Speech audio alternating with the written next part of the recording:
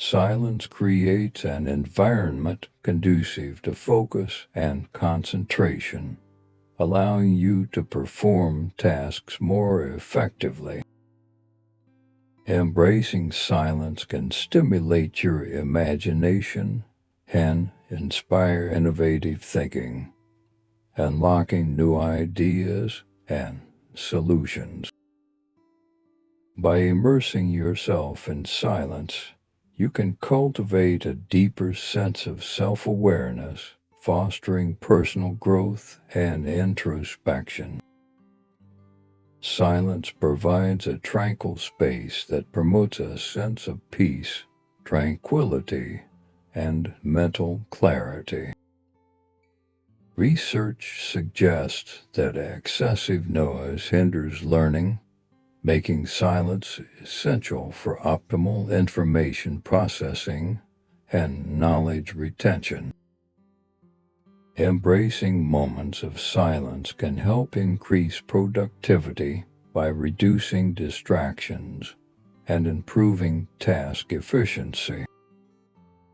Silence encourages patience and mindfulness, allowing you to navigate challenges with a greater sense of composure.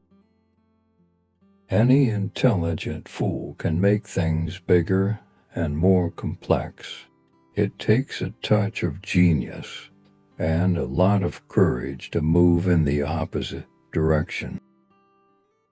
There are two ways to live. You can live as if nothing is a miracle. You can live as if everything is a miracle. Great spirits have always encountered violent opposition from mediocre minds. The mediocre mind is incapable of understanding the man who refuses to bow blindly to conventional prejudices and chooses, instead, to express his opinions courageously and honestly. Imagination is more important than knowledge, for knowledge is limited, whereas imagination embraces the entire world, stimulating progress, giving birth to evolution. There are only two ways to live your life. One is as though nothing is a miracle. The other is as though everything is a miracle. Nothing truly valuable arises from ambition or from a mere sense of duty. It stems rather from love and devotion towards men and towards objective things. All that is valuable in human society depends upon the opportunity for development accorded the individual. Few people are capable of expressing with equanimity opinions which differ from the prejudices of their social environment. Most people are even incapable of forming such opinions. We can't solve problems by using the same kind of thinking we used when we created them.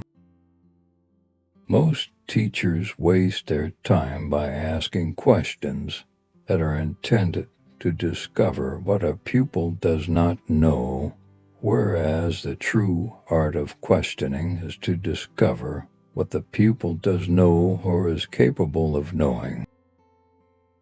As a human being, one has been endowed with just enough intelligence to be able to see clearly how utterly inadequate that intelligence is when confronted with what exists. I very rarely think in words at all. A thought comes, and I may try to express it in words afterwards.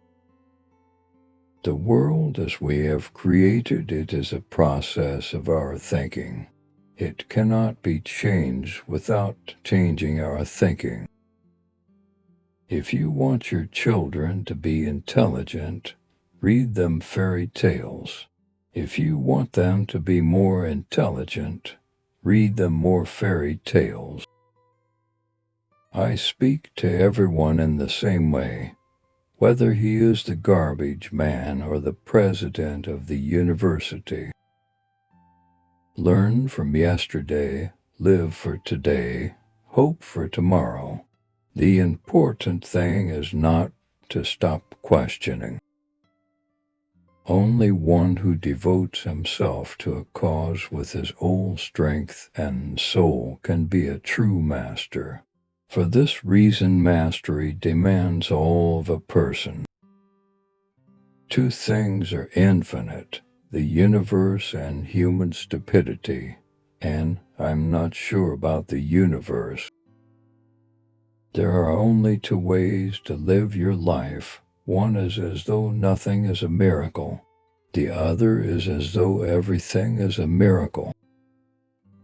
I am enough of an artist to draw freely upon my imagination. Imagination is more important than knowledge. Knowledge is limited. Imagination encircles the world. If you want your children to be intelligent, read them fairy tales. If you want them to be more intelligent, read them more fairy tales. When you are courting a nice girl, an hour seems like a second. When you sit on a red-hot cinder, a second seems like an hour. That's relativity.